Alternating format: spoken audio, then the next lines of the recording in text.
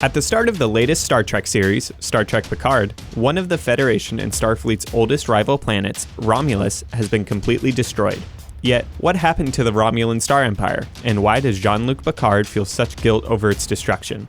Before Star Trek Picard, the last time we saw Romulus was in the Next Generation film, Star Trek Nemesis.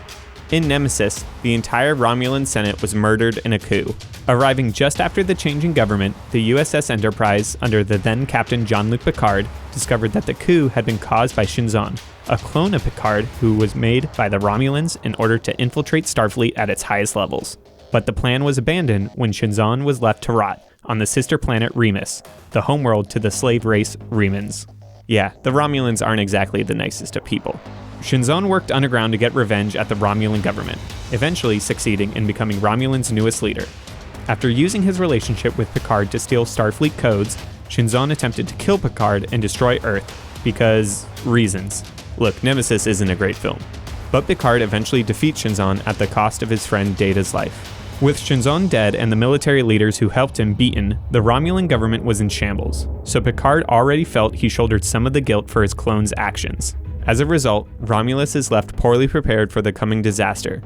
8 years after Nemesis, the entire galaxy is threatened when the Phobos star is about to go supernova, sending a shockwave out that will destroy endless solar systems. With the Phobos star in Romulan space and Romulans distrusting of Starfleet, they refuse to tell the Federation about the threat until the last moment, leaving the Federation with little time to prepare for the calamity. With Romulan civilians in the most direct danger, Starfleet began to prepare an armada to evacuate Romulan space, with Picard's former chief engineer George LaForge leading the Utopia Planitia shipyards to equip ships to help. Yet, the Romulans' lack of trust continued to hinder Starfleet's efforts. Picard, now an admiral, took command of the USS Verity and set out into Romulan space to save civilians. Arriving at the Romulan colony planet of Uyat Beta, Picard expects to have to evacuate just 10,000 Romulan civilians, but finds that the native Romulans have enslaved the local population, which numbers nearly 10 million people. Unable to evacuate everyone, Picard refuses to only save the Romulans, causing the Romulans to lock up Picard. Additionally, it turns out that the Romulans were actually trying to capture the USS Verity to steal Starfleet's secrets.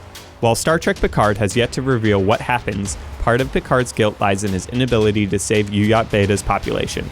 Meanwhile, the unthinkable happens and the Romulan homeworld is finally destroyed by the Phobos supernova. In grief and anger over his homeworld and family's death, Romulan miner Nero takes Romulan modified Borg technology and attacks the Federation, nearly killing Commander Worf. As a Hail Mary effort, LaForge designs the Jellyfish ship, which Ambassador Spock uses to stop the supernova entering Federation space, sending Spock and Nero back in time, causing the events of 2009's Star Trek. The Federation has been saved, but at the cost of countless Romulan lives, and Admiral Picard personally feeling he shoulders the blame between his inability to save Romulan lives and Romulan's lack of trust caused by Shinzon's actions nearly a decade earlier. As Star Trek Picard begins, the captain we've all come to love has been forever changed by the countless dead in his wake.